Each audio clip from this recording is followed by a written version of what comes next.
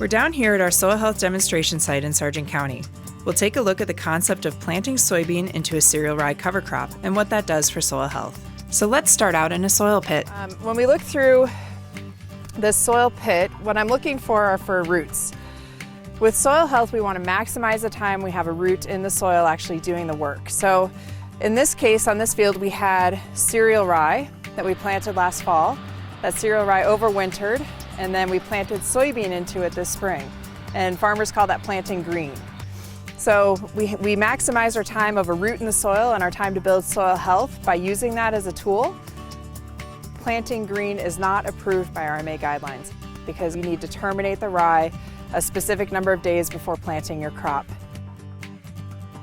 Another popular approach for planting green is also planting sunflower into cereal rye. So we actually tried that on part of this field, and you can see, we'll look at it when we're above the surface, but you can see where the sunflower are actually a little bit taller where we just have residue and a little bit shorter where we planted them in the cereal rye.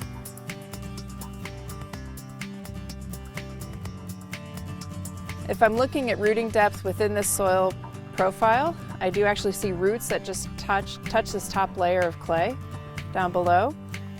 So that's really beneficial as far as getting waterways, or basically straws, that go from the surface all the way down through the soil profile to drain water.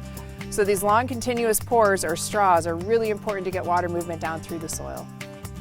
So if we look at this soil profile, just in this area here, we have a large adult worm, a juvenile worm, another adult worm,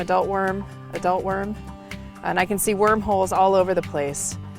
Worms are often called ecosystem engineers, and it's because they do so much work in the soil. As they move through the soil, they ingest the soil, they process it in their guts, and they can actually create aggregates that come out the other end.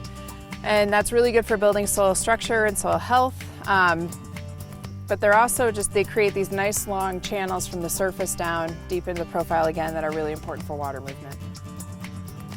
When you have a lot of worms, that's an easy way to determine that a soil is healthy. So a farmer, if he's looking at with a shovel out in his field and wants to find out whether his soil is looking good or not, one thing you could look for are earthworms.